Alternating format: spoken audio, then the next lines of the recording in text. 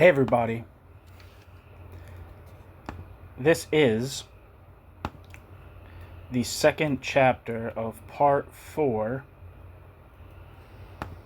of Charles Bettelheim's class struggles in the USSR, third period 1930 to 1941, part 1, The Dominated. And this chapter is titled The First 5-Year Plans.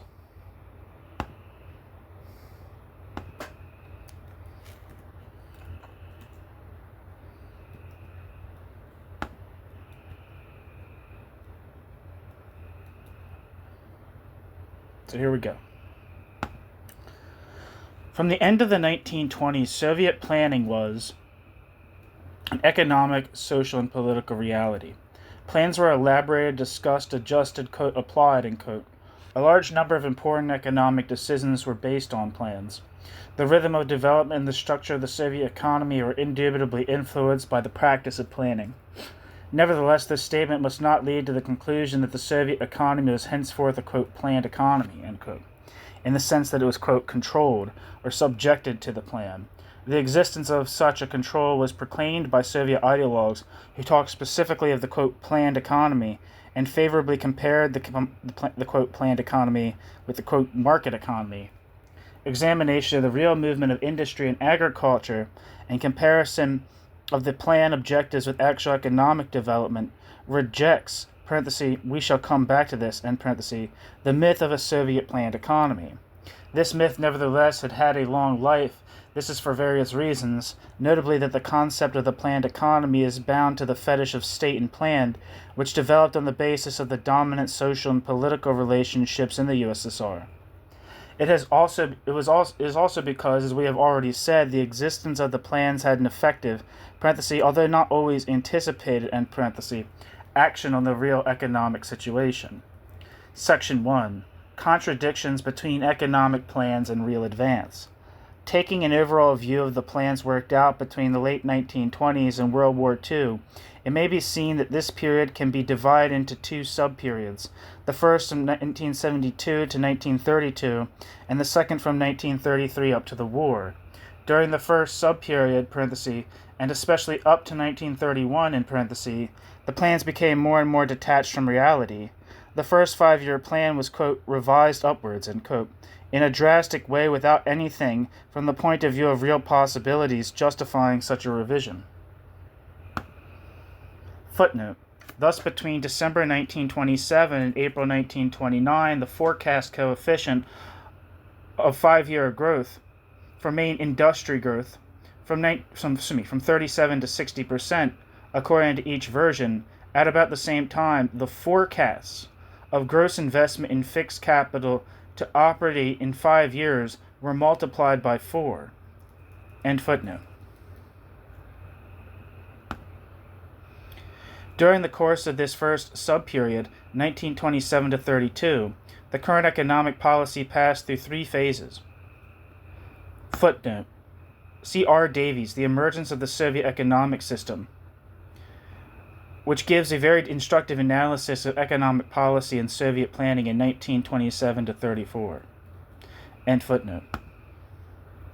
The first stage came to an end toward the end of 1930. It was characterized in particular by the vocal, quote, struggle against inflation, end quote, and by the practice of inflation in reality. Thus, while the monetary circulation was rapidly increasing, it was being said that real wages would increase thanks to a lowering of industrial prices. At the beginning of 1930, a series of measures was taken which opened the way for a new wave of inflation. Quote, control by the ruble, end quote, was then practically abandoned, and a, quote, credit reform, end quote, authorized the bank to provide, almost without control, enterprise bank accounts with the necessary money. Once again, there arose an illusion about the possibility of immediately abandoning monetary accounting, just as in, quote, war communism, end quote. Footnote. Details of how the theme of, quote, disappearance of money, end quote, developed during war communism may be found in the thesis of R. Tartarin, Le Blé, Le Thème, L'énergie, théorie soviétique de la l'abolition de la monnaie, 1917 and 1921.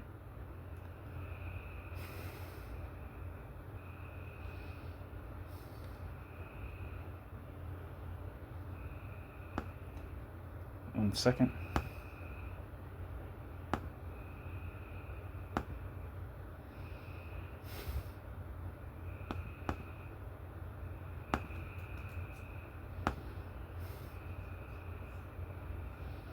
Okay. End footnote.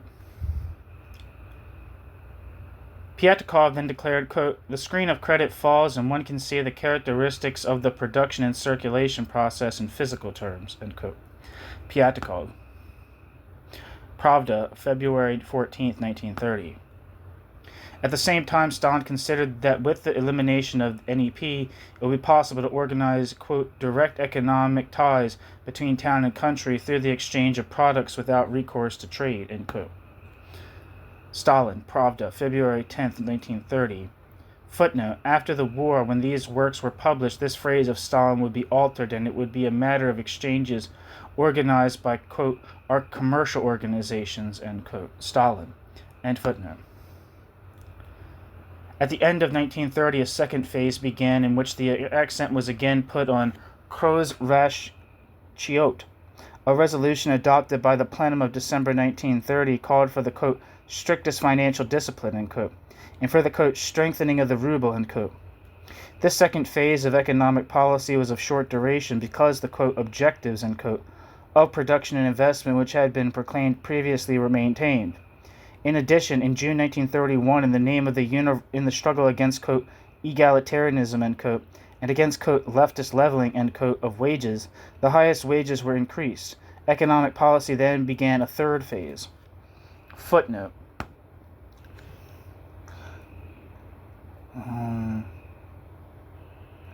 See above Stalin's works. End footnote.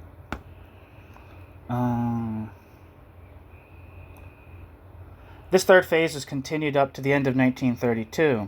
This third phase was marked by the maintenance of very high targets previously announced for the first five-year plan and by the formulation of completely unrealistic targets for the second five-year plan. It was also characterized by a resumption of high inflation, which took the monetary circulation from 4,335 million rubles on January 1st, 1933, an increase of 93% over 18 months. Above all, it was marked by the famine of 1932 to 33 and by real economic chaos. It thus created conditions for a transition to a new period. The new period, parenthesis, from 1933 to the war, end parenthesis, was characterized by a reduction, but not a disappearance, of unreality in the plans, by a slowing down of inflation, by a wider acceptance of the, quote, "free," end quote, operation of peasant markets, and by recourse on a large scale to measures of coercion and repression. Footnote. Thus, between January 1st, 1933 and January 1st, 1937, monetary circulation rose from 8.4 to 11.3 billion rubles, an increase of 34%. End footnote.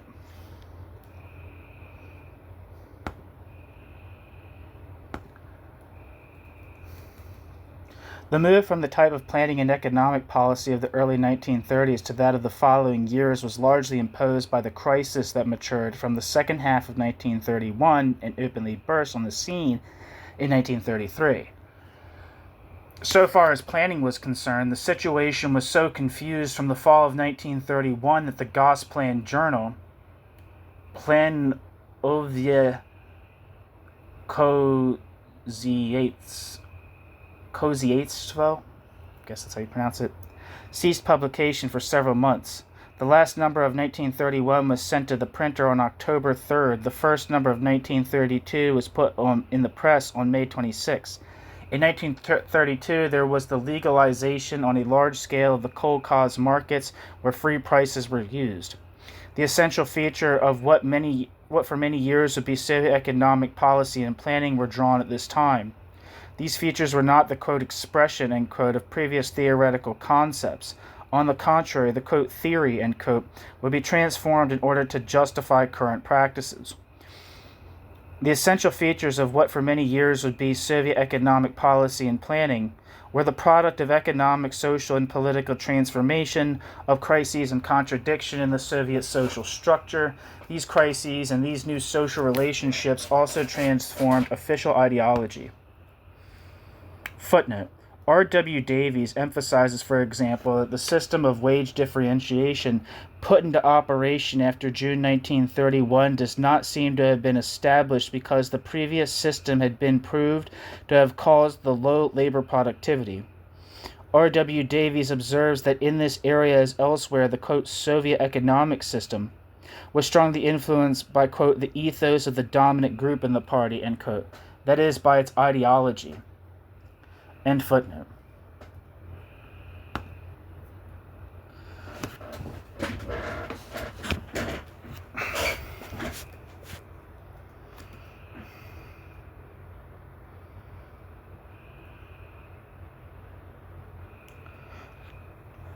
When the planning of 1927 to 31 is compared with that of later years, it is seen that the first years were marked by an extraordinary, quote, unreality, end quote, while the following years saw a certain, parenthesis, relative, and parenthesis, quote, return to reality, end quote. The size of the gaps between plan and real economic change confirms in every case the absence of, quote, control, end quote, by the plans over the economic change. To illustrate this fact, we will give some examples. New section. Section A, the first 5-year period. It has already been seen that the figures of the first 5-year plan on several occasions were revised upwards. Footnote. Some other examples will follow later in this section. In thus adopting more and more ambitious targets, the Soviet leaders turned up their noses at the real possibilities and the warnings, comparatively prudent, of those occupying reasonable positions in the planning organization. The whole picture of the political situation, in fact, impelled the leading elements of the party to adopt, quote, objectives, end quote, that were higher and higher, and to silence those who reminded them of the dangers of falsely, quote, ambitious, end quote, plans. The, quote, objectives, end quote, written into the plans were even then imposed against immediate reality under the influence of, quote, abstract requirements, end quote. Thus, in 1930, the first 5-year plan kept as a, quote, target an increase of 67% in real income for the agricultural population, and of 71% for the non-agricultural population, and this at a time when measures had to be taken to cope with a real lowering of the standard of life. New sections. Section 1, quote, targets and results of the first 5-year plan. Plans elaborated in these circumstances could only be mythical. To show this, it is not necessary to compare in detail the, quote, targets, end quote, and the results of the different plans.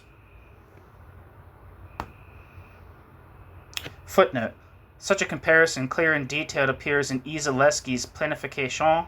See also in Slavic Review, June 1973, articles by H. Hunter titled The Overambitious First 5-Year Plan, and Moshe Lewin's quote, Moshe Lewin's article, the, quote, disappearance of planning in the plan, end quote. Also, R. Davies and S. Wheatcroft in Slavic Review, December 1973, further thoughts on the first Soviet 5-year plan.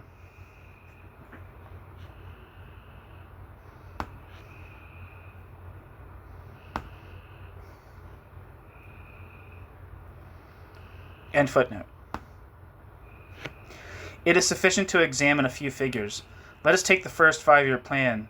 It is known that, according to official declarations, this was to have been, quote, practically achieved, end quote, in 4 years and 3 months, at the end of 1932 rather than October 1933, at least so far as industry was concerned.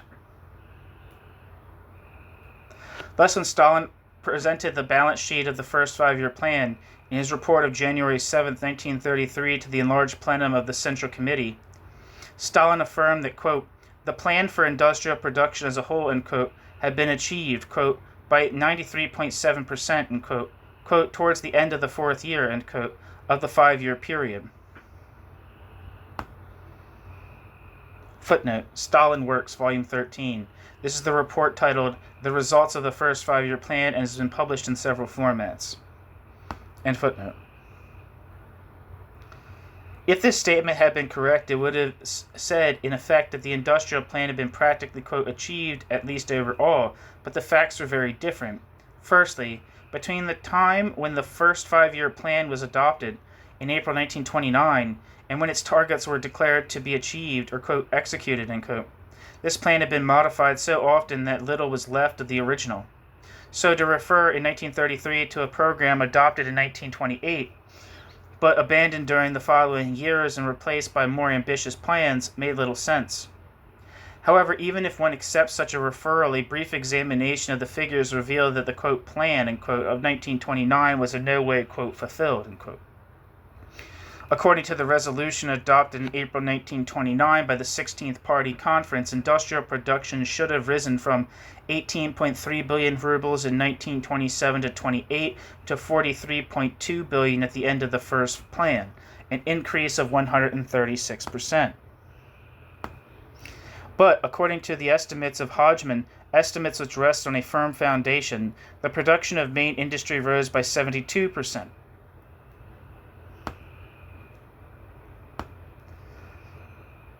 However, main industry was developed much more rapidly than industry as a whole. The, quote, achievement rate, end quote, of the industrial plan is therefore certainly very inferior to the 78% calculated for the industry that was examined. Because of the uncertainty which bears on estimates of production expressed in prices, it is useful to quote a minimum of statistics expressed in physical quantities, parenthesis, tonnage, kilowatt hours, and meters, end parenthesis.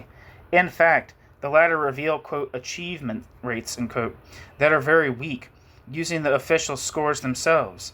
Here are some of these rates. Coal, 86%. Electricity, 79%. Pig iron, 62%. Steel, 57%.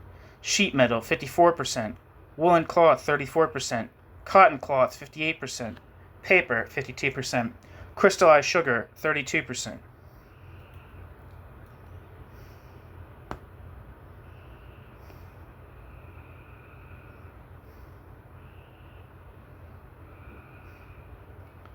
Footnote. Reaching and passing the initial targets was exceptional. End footnote. One observation could be added. It is misleading to calculate the, quote, achievement rate, end quote, of plans by comparing the amount produced with what should have been produced according to the plan provisions. In fact, the, quote, objective, end quote, of the plans was a certain increase of production.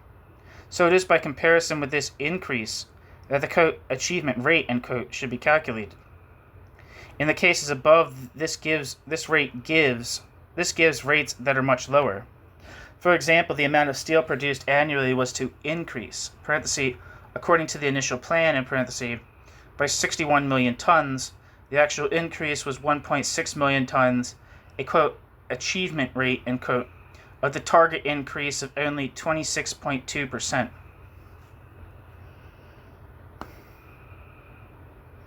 Footnote. Ryadenievskaya has rightly emphasized this point in her booklet, Russia as a State Capitalist Society, published in 1973. I have a good deal of stuff by Ryadenievskaya on this channel about the Russian question in particular, if you're interested.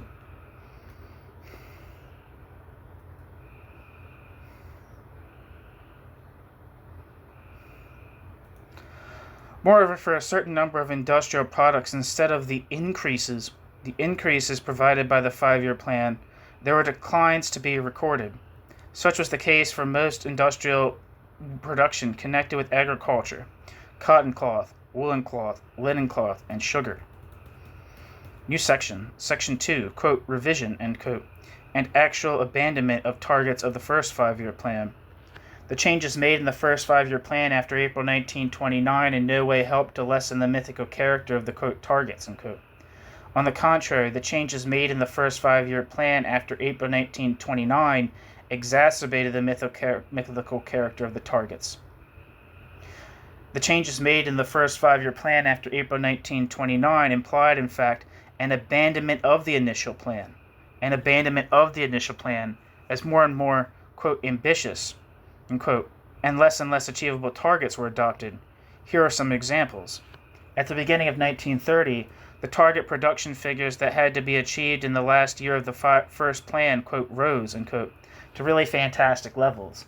Henceforth, it was a question of producing, at the end of the 5-year period, 120 to 150 million tons of coal, in place of the 75 million tons initially set, 17 to 20 million tons of pig iron, instead of 10 million, 45,000 tractors, instead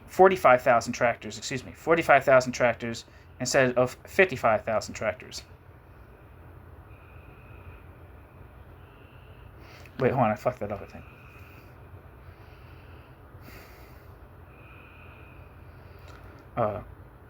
Henceforth, it was a question of producing, at the end of the first 5-year period, 120 to 150 million tons of coal, in place of the 75 million tons initially set, 17 to 20 million tons of pig iron, instead of 10 million, 450,000 tractors, instead of 55,000.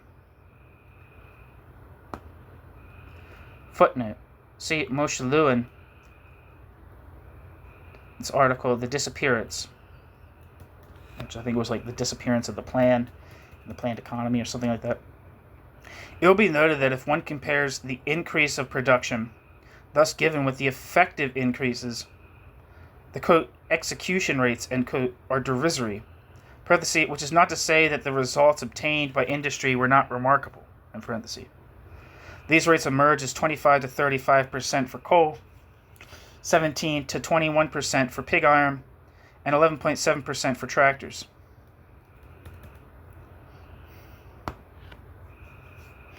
End footnote. One remark is necessary here. Such, quote, targets no longer corresponded to what one could reasonably call a, quote, production forecast, end quote. Rather, they corresponded to a, quote, forecast of needs, end quote, which were engendered by the race for accumulation and the promises that had been made. Thus there was an upsurge of, quote, abstract requirements, end quote.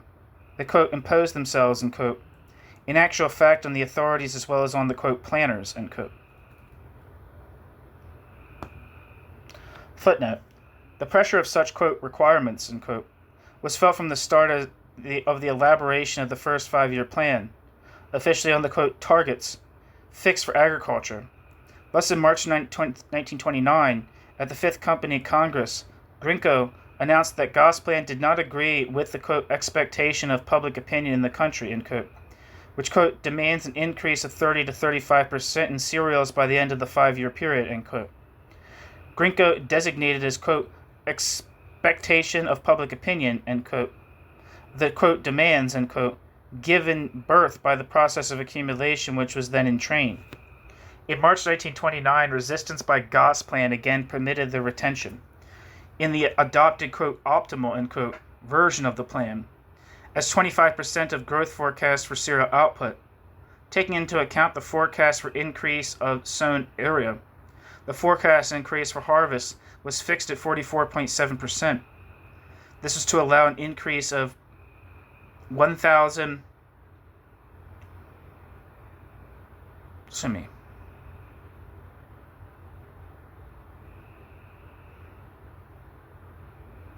I don't know if this is right. Sorry, this is the one. I don't know. Let's see. This was to allow an increase of 1.016 to 1.745% in grain exports. I actually don't know if that what the hell this is saying. This is, I think it might be, I don't know. This is to allow an increase of, I'm just going to say thousands instead of points. I don't know, because one has point and the one has a comma. Anyway, this was to allow an increase of 1,016 to 1,745% in grain exports and 34% in livestock exports.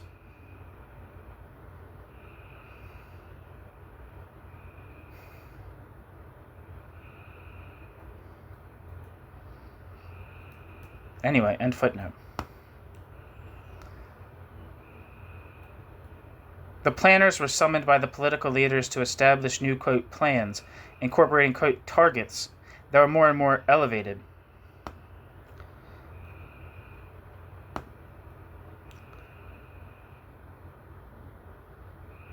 The end result, therefore, were figures that were incoherent and unconnected with real possibilities. The end result, therefore, were figures that were incoherent and unconnected with real possibilities.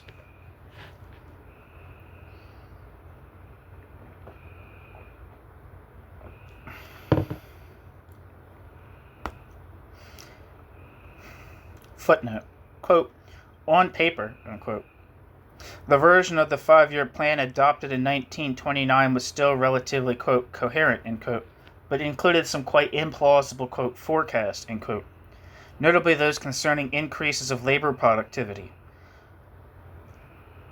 110% increase in the optimal variant, and industrial cost reductions of 30 to 35% decreases.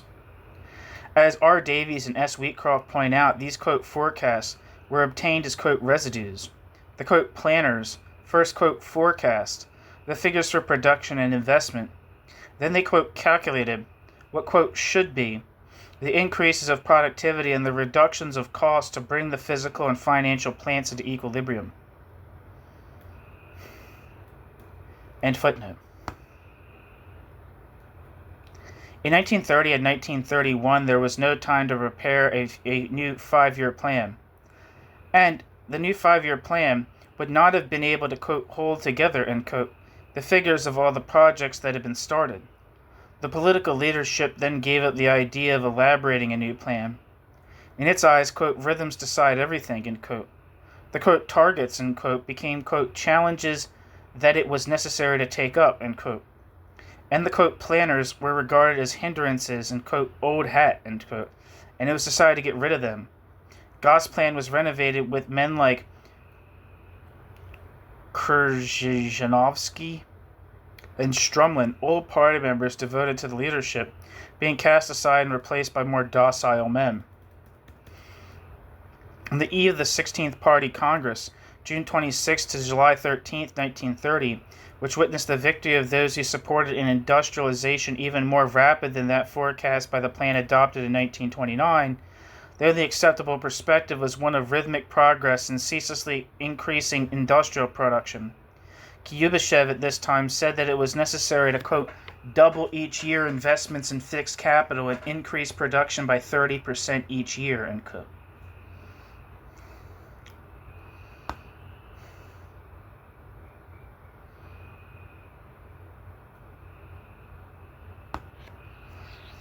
Bearing in mind the results actually achieved, it is not surprising that at the beginning of 1933, all these, quote, targets were, quote, forgotten. That is why the balance sheet of the first 5-year plan, presented by Stalin at this time, referred simply to the figures of the initial plan, even though it had been abandoned for almost 3 years.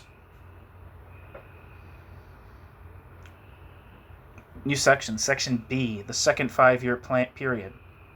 In 1933 and 1934, a second plan project and then a definitive plan were elaborated.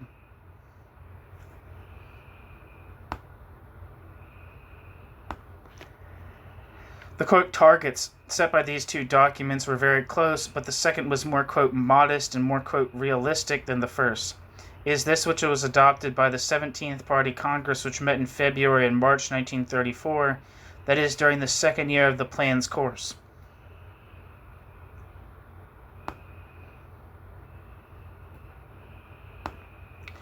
Because of this greater, quote, realism, the percentages of, quote, fulfillment, end quote, of the second 5-year plan were much higher than those of the first.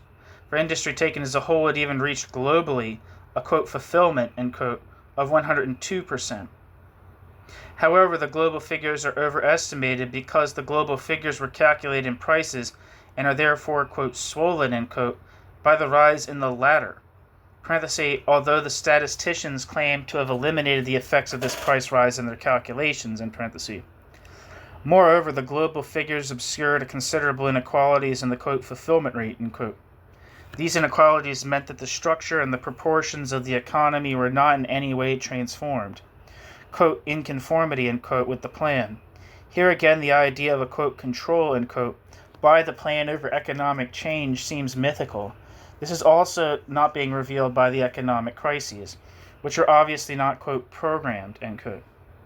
So as not to clutter this exposition by quoting too many figures, we will limit ourselves to indicating the, quote, fulfillment percentages for certain of the targets, end quote, of the second plan, fixed in quantity rather than prices, and comparing the target production with the actual production. And there's a chart here that says, quote, fulfillment percentage of production targets set by the second 5-year plan, 1933 to 1937.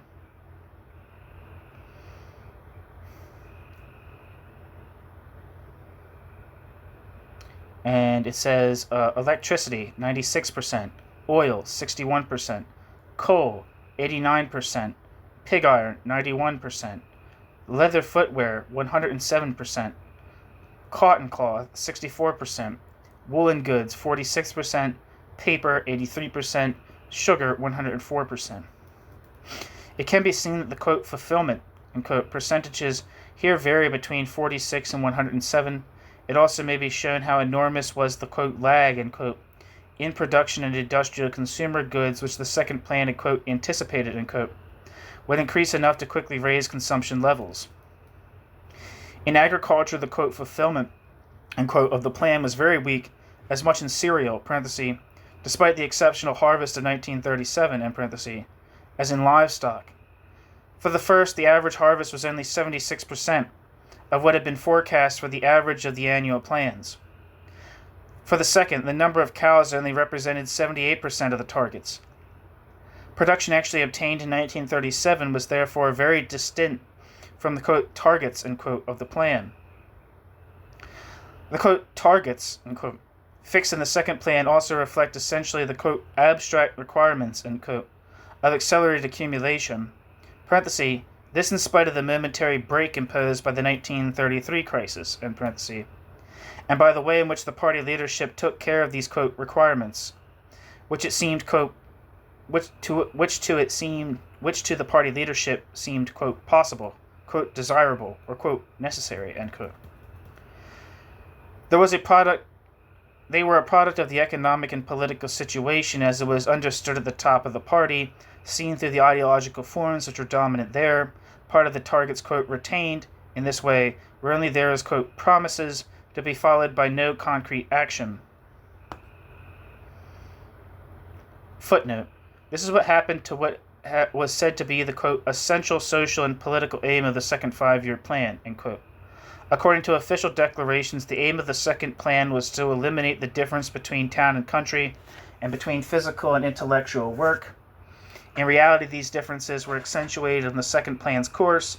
Concrete measures taken between 1933 and 1937 largely contributed to this development.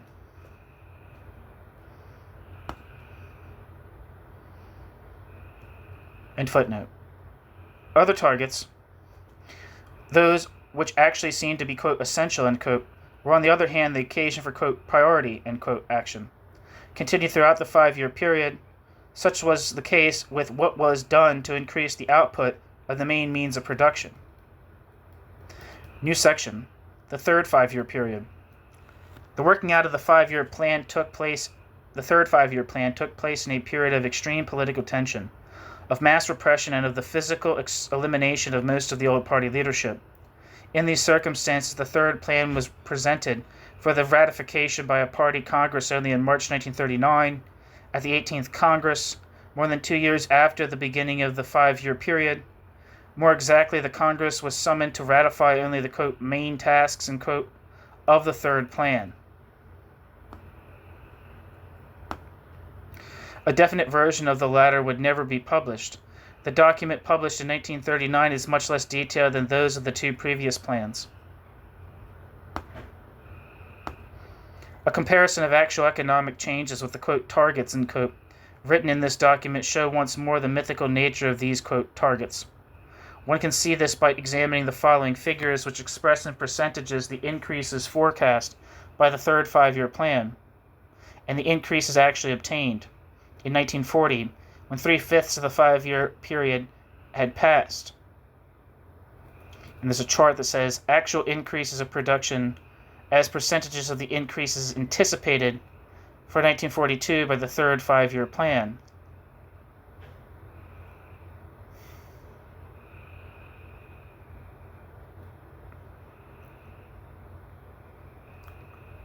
Electricity, 32.7%, coal, 37.2%, coke, 12.7%, oil, 11.7%, steel at 5.8%, cotton cloth, 32.8%, woolen goods, 13%, sugar, production decline of 319,000 tons instead of planned 1,079,000 ton increase. As may be seen, footnote, figures calculated from sources of notes 24 and 25. See also Industria SSR 1957. And for more detailed figures, see N. Jasny, Soviet Industrialization. And footnote. As may be seen, not only was the 1940 level far from the 50 to 60% of the production increase forecast for 1942, but in addition, the inequalities of gross rates compared to those forecast are considerable. Leaving on one side the falls in production, the above percentages vary in their relationship by a ratio of 1 to 6.4.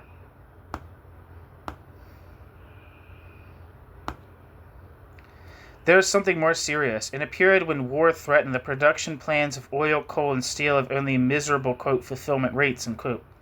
In fact, during the first 3 years of the third plan, the production of petrol, coke, and steel almost stagnated compared to 1937.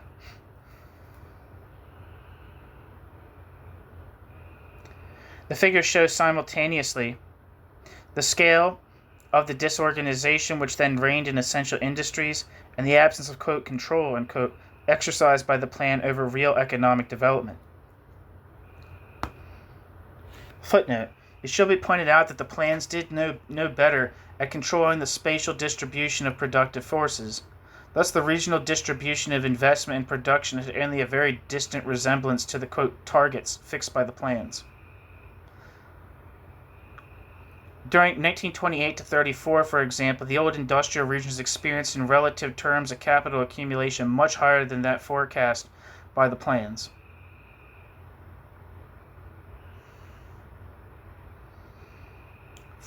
See H. Hunter, Soviet Transport Experience. End footnote.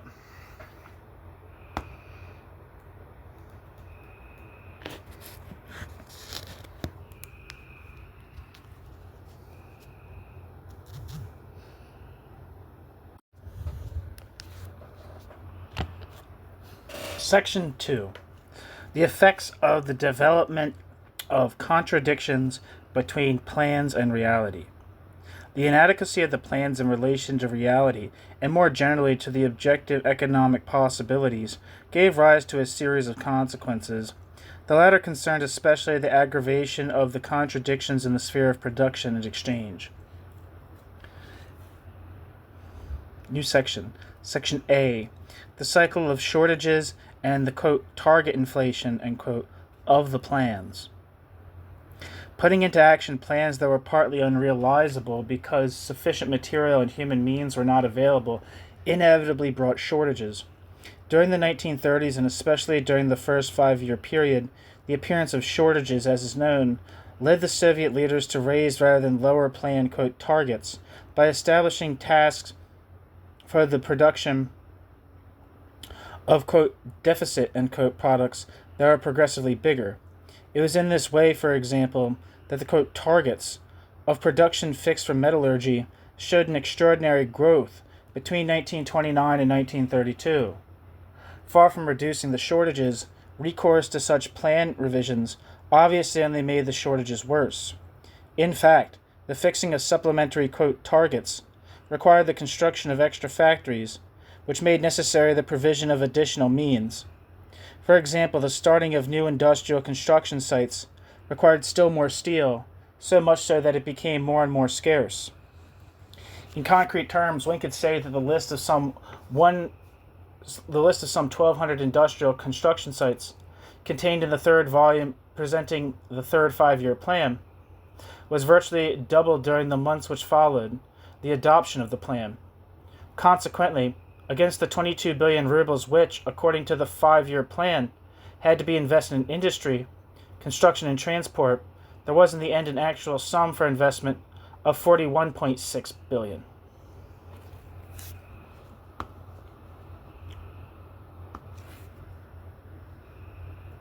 Such a growth of investment weighed heavily on the resources available for consumption. It also brought about a tremendous disequilibrium between the available material resources and the needs of the different construction sites. Section B, Production Anarchy and Slowdown of Growth. During the 1930s, attempts aiming to, quote, resolve, end quote, the problems posed by the development of shortages by, quote, inflating the, quote, targets, end quote, of the plans, led to the hasty adoption of industrial projects which often did not rest on any serious preliminary studies. This helped to intensify the anarchy of production, which was in any case engendered by the setting up of construction sites and factories which could not receive the necessary amounts of raw materials, fuel, or labor to function regularly. However, the atmosphere of, quote, urgency fostered by the political leadership, wishing to put the rhythm of growth higher and higher, even when its decisions disorganized production and ended up by hindering the long-term maintenance of high levels, made it quite exceptional for those on the ground who saw the unrealizable nature of a large part of the, quote, targets imposed by the upper political levels to make a protest. So warnings like the following, formulated by an old expert entrusted with putting into operation an unrealizable program of increased oil production, were quite rare. He addressed the Central Committee in the following terms, quote, I cease to be responsible for the planning department. I consider the target fixed at 40 million tons as purely arbitrary. More than one-third of the oil must come from unexplored regions, which is like sharing the skin of the bear before trapping him and even before knowing where he is. In addition, the present 3 cracking plants must become 120 before the end of the 5-year period. This in spite of the acute lack of metal and the fact that the highly complex technique of cracking has still not been mastered by us. ... End quote.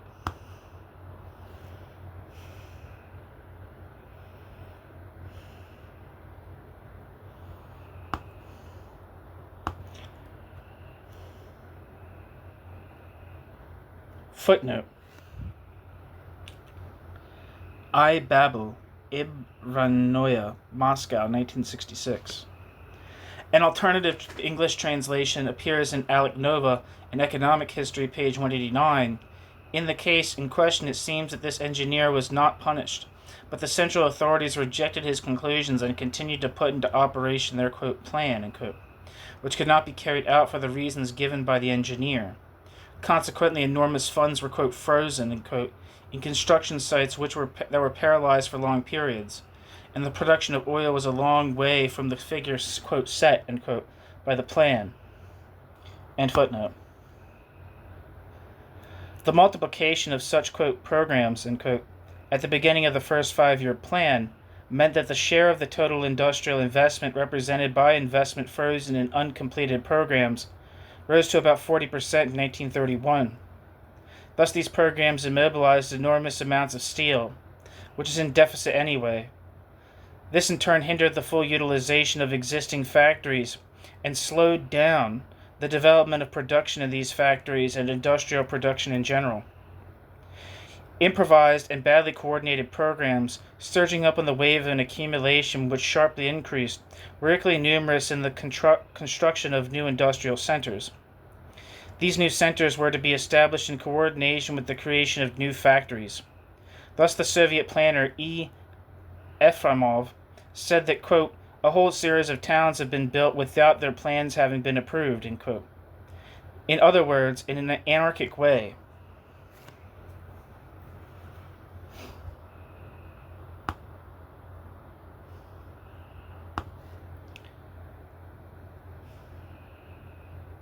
Consequently, the inhabitants of these towns were often without elementary conveniences, water, drains, etc., necessary for urban life. Without exception, the contradictions which developed during the 1930s were of such a size that almost all people, doubtless few, who allowed themselves to point out the unrealizable character of the quote targets end quote of the plans (initial or revised) were dismissed or severely condemned without their arguments being discussed. The political power thus acted as an agent for the constraints directed toward accumulation. It raged more and more sharply against those who thought they could illuminate the contradictions between the plan and reality and the economic anarchy which resulted from them. Such people were usually considered, quote, traitors, end quote, because, in the eyes of the leaders, they at least demonstrated a, quote, lack of confidence, end quote, in the possibilities of the system, or revealed their, quote, outdated concepts. Their, quote, outdated concepts, end quote. The production anarchy which developed in these circumstances helped to slow down the development of industry and to lower agricultural production. The production anarchy which developed in these circumstances helped to slow down the development of industry and to lower agricultural production. In fact, as has been seen, a large proportion of the material resources available in insufficient quantity was immobilized in equipment or machines which were not working or which were badly used. In fact, as has been seen, a large proportion of the material resources available in insufficient quantity was immobilized in equipment or machines which were not working or which were badly used. Thus, current production was lower than it could have been with different targets. The adoption of unrealizable, quote, targets had also, quote, cumulative effects, end quote. The impossibility of realizing certain anticipated targets blocked the achievement of other targets which could be achieved only if the first were achieved. For example, a low, quote, fulfillment rate, end quote, of steel production entrained a fulfillment rate even lower for other plans of production or reinvestment which required steel. Thus, during the first 5-year plan, certain factories could not be built because of lack of steel. Hence the derisory, quote, fulfillment rates, end quote, for certain products like fertilizers.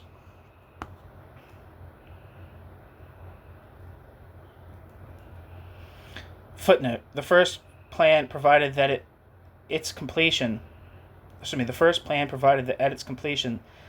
to 8.5 million tons of fertilizers would be produced. In 1932, only 920,000 tons were produced. See R. Medvedev, Let History Judge. End footnote.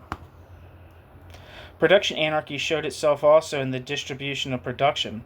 Thus, the fluctuation in the output of numerous factories and the more or less long stoppages in activity at various construction sites meant that part of the output of the new factories, which should have been sent to nearby customers, had to be sent thousands of kilometers, which overloaded the railroads and caused real chaos in transportation. Finally, the stock of agricultural machines and tractors usually functioned only to the extent of about half its capacity, because of shortage in necessary spare parts. Production anarchy and the unrealizable nature of some of the, quote, targets, end quote, of the plan nurtured other contradictions which manifested themselves in the existence of an inflationary pressure that was almost permanent. Production anarchy and the unrealizable nature of some of the, quote, targets of the plan nurtured other contradictions which manifested themselves in the existence of an inflationary pressure that was almost permanent. The non-realization of many production, quote, targets, while sustained expenses reached or exceeded the forecast, resulted almost permanently in excess of distributed monetary incomes over the availability of products for consumers. Thus, in spite of, quote, controls and regulations, prices had a tendency to rise, and this even affected the, quote, planned prices, end quote, above all those for consumer goods. Footnote: some figures illustrate the scale of the price rise endured by consumers between 1929 and 1940. And there's a chart here that says retail prices for products sold in Moscow in rubles.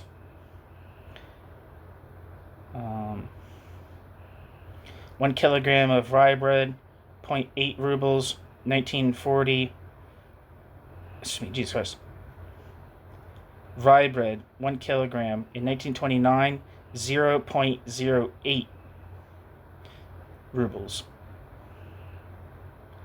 1940, 1 ruble.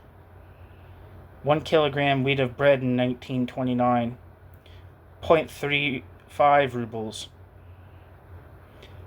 1940, 2.8 rubles. Potatoes, 1 kilogram in 1929, 0.08 rubles. 1940, 0.9 rubles. 1 kilogram of beef, 0.85 rubles in 1929. 1940, 14 rubles. Fresh milk, 1 liter, 0.25 in 1929. 2.2 in 1940. Refined sugar, 1 kilogram, 0.7 rubles in 1929. In 1940, 5.5 rubles. Cotton cloth, 1 meter in 1929, 0.4 rubles. Cotton cloth, 1 meter in 1940, 4.1 rubles. End footnote. The insufficiencies and the irregularities of supplies also had the consequence that part of the products were diverted towards, quote, illegal channels, end quote, where black market prices ruled. Hence the existence of a, quote, parallel economic world, end quote, which made what happened in the, quote, official world, end quote, particularly fictitious.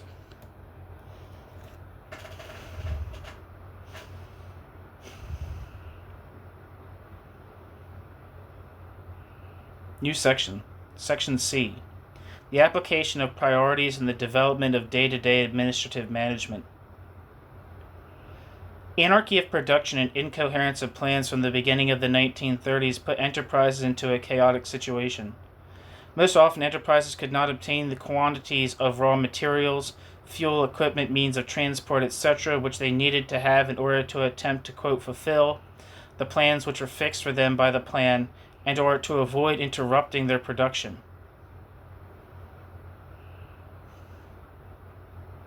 Most often, enterprises could not obtain the quantities of raw materials, fuel, equipment, means of transport, etc., which enterprises needed to have in order to attempt to fulfill the fulfill, unquote, the plans which were fixed by the enterprises by the plan, and or to avoid interrupting those enterprises' production. In these circumstances, enterprises were equally incapable of coping with all the delivery obligations to which the plant had obliged those enterprises. The situation was all the more entangled because enterprises were usually provided with financial means allowing those enterprises to negotiate for volumes of purchases greater than were actually obtainable, taking into account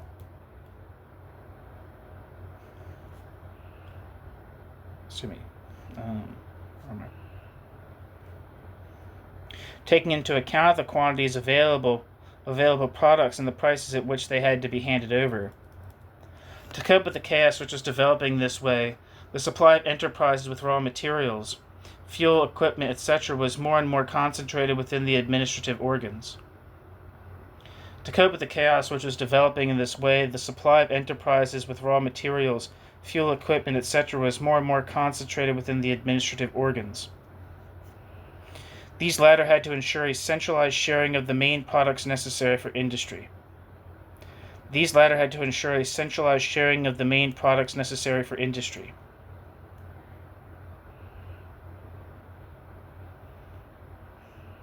Such a division could not really be, quote, guided, end quote, by the plans, because the products necessary for the achievement of the plans existed only in insufficient quantity. The distribution was therefore subject to, quote, orders of priority, end quote, by virtue of which certain enterprises were supplied before others. Henceforward, the effective activity of production units depended in a large measure on an application of, quote, priority allocations, carried out day by day. Henceforward, the effective activity of production units depended in a large measure on an application of, quote, priority, end quote, allocations, carried out day by day. This had only a distant relationship with the quantitative, quote, targets of the plans, Thus, not only did planning tend to be submerged under an avalanche of plans, with their corrections and variations, but the plans themselves tended to be replaced by the application by the administrative management of, quote, priorities. Thus, not only did planning tend to be submerged under an avalanche of plans, with their corrections and variations, but the plans themselves tended to be replaced by the application by the administrative management of, quote, priorities, unquote. For organizations which distributed the means of production, economic plans were only reference points among others. This was true even for relatively secondary points of reference, for the plans not being, quote, achievable, unquote, could not be utilized to share out the, quote, deficit, unquote, products. Also, administrative sharing strove above all to respect the order of priority ordered by the political power and by the central planning organs. The modus operandi of the Soviet economy, which was imposed in this way, was very far removed from the, quote, ideal image of a, quote, planned economy. It helped to reduce still more the impact of the planned, quote, targets, unquote, on real economic change. Footnote. For more than 30 years, one of the characteristics of the Soviet economy has been the day-to-day administrative management of resources. This has still not disappeared today, but its role is substantially reduced from what it was in the 1930s. In fact, in present conditions, the economic plans are less, quote, ambitious and more, quote, realistic, and this allows a more limited place to be occupied by centralized direction of resources.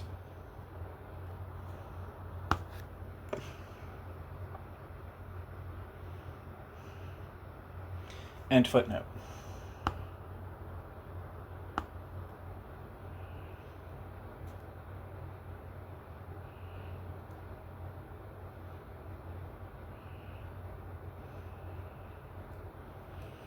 At the time when the system of priorities was introduced in 1930, the system of priorities aimed at first to ensure the best operation possible for 112 enterprises called, quote, shock enterprises, which were to set an example for the country.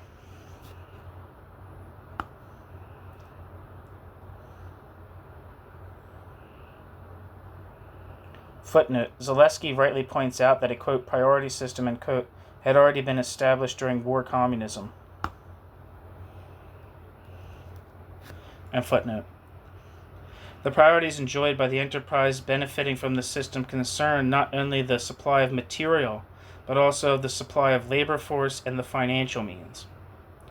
The priorities enjoyed by the enterprise benefiting from the system concerned not only the supply of material, but also the supply of labor force and the financial means. In 1931, the system was extended to new enterprises, especially to the metallurgical combine of Kuznetsk and Magnitogorsk, the tractor factories of Chelyabinsk and Kharkov, the car factories of Moscow and Nizhny Novgorod, etc.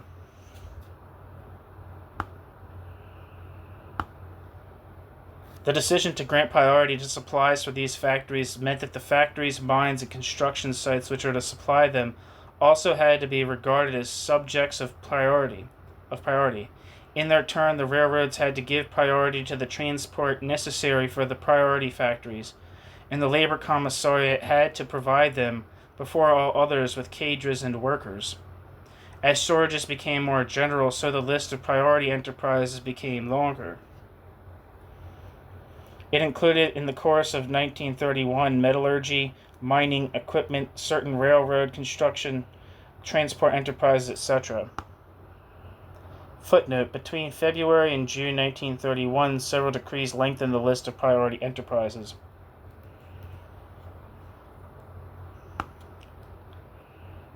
End footnote.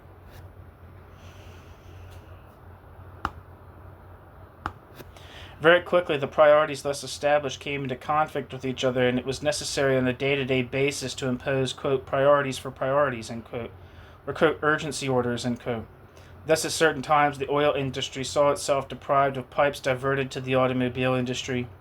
Similarly, quote, agreements, end quote, had to be made between the railroads and the mines. End footnote. just some citations in Russian. In these circumstances, it was necessary continuously to adopt orders of priority in the form of delivery decisions taken on the spur of the moment and designed to avoid the collapse, because of insufficient supplies, of one or another industry or one or another enterprise, according to the situation of the moment. The priorities that were put into force benefited either certain enterprises of heavy industry, which is usually the case, or certain enterprises of light industry, or exceptionally, housing.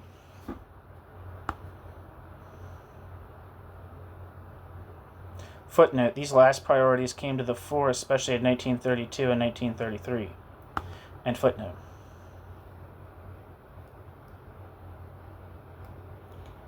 The relationship which this system had with the, quote, targets, end quote, of the plan are extremely vague. At most, delivery decisions or the opening of credits were within the, quote, limits, end quote, of the plans. More exactly, within the limits of the last version of the current plan, annually or quarterly. These, quote, limits were rarely reached and therefore exercised little influence on the actual distribution of means of production, of financial means, and of labor force. Even the proportions in which the different activities had to grow were not respected. In fact, the development of the, quote, priority system, end quote, obeyed no stable principle. It was the result of a series of improvised responses. While being indispensable in the given conditions, it increased economic disorder and the anarchy which characterized the activity of non-priority enterprises. Thus the field for planning was reduced still more, for it was substituted by a centralized administrative management operating from day to day. In spite of everything, such administrative management had the merit of allowing industries, construction sites, and means of transport, judged to be, quote, most important, to avoid paralysis by the ever-extending shortages. In the absence of such a system, the launching of plans, in large parts unrealizable and including, quote, planned deficits, end quote, of essential products, would have led to even more disastrous chaos. Thanks to, quote, priorities, end quote, complete chaos was avoided, and some industries were able to develop exceptionally fast, at least during certain periods. Nevertheless, all this was only a palliative that could only reduce the most immediate consequences of the contradictions between economic plans and real possibilities. Over a long period, priority industries which were not supported by sufficiently coherent economic development also experienced a slowing down of their growth. Such was the case, notably, during the third five-year plan in the metallurgical and oil industries. Generally speaking, recourse to a, quote, system of priorities, end quote, was obviously incapable of preventing the tendency towards a slowing down of economic growth due to surplus accumulation and the production anarchy which the latter brought along with it, hence a collapse of the relationship between increase of production and the sum of accumulated funds. This collapse meant enormous wastage and substantial underutilization of the funds of accumulation. Footnote: an approximate idea of the size of these phenomena can be gained from the following figures. Between 1928 and 1940, the, quote, value in constant prices, end quote, of the fixed capital of industry was multiplied by 8.2, but the revised index of industrial production was far from being increased by the same proportion. It multiplied by a coefficient of from 3.3 to 4.3 according to estimates. See Hodgman, Soviet Industrial, page 91.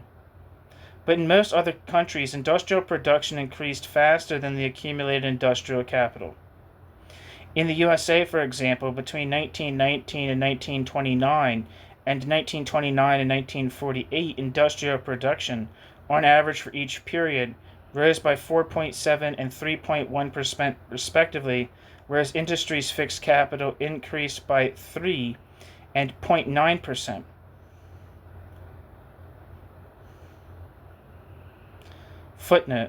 Parentheses. See the article of A. Arzumanyan, Present Problems in the Development of Our Industry, in Pravda, February 24th and 25th, 1964. End footnote.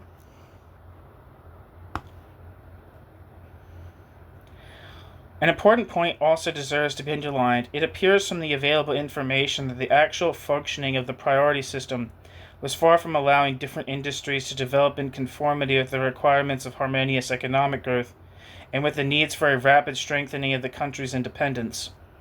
The quote, weight, end quote, already acquired by the different industries, that of the persons who managed them and the administrative status of the different industrial branches, often played a decisive role in determining the size of material, financial, and human means distributed between the branches of industry, whatever the situation might be, quote, on paper, end quote, at the level of decisions of principle, or in actuality. A particularly significant example is that of the machine tool industry. This was to occupy a central place in the plan because it produced machines that produced other machines. From the 14th Party Congress 1925, an appeal was launched for the building up of an independent machine tool industry, but this appeal had practically no result. At the end of the 1920s and the beginning of the 1930s, the machine tool industry hardly supplied 2% of the total product of the engineering and metalworking industry. At the beginning of 1929, a measure was introduced which increased the administrative, quote, weight of this industry. It was promoted to the rank of an individual trust, following intervention by Kaganovich. Footnote, these developments and those which follow are from the thesis of J. Cooper, The Development of the Soviet Machine Tool Industry, 1917 to 1941. End footnote. In 1930, the, quote, targets, end quote, of the plans of this industry were substantially increased, which reflects its change of status. However, the, quote, the effective allocations of resources did not follow, and the industry could not achieve the industry's investment plan. As things turned out, priority was given to the more, quote, prestigious industries, which had the advantage of a greater political economic weight, like the truck and tractor industries.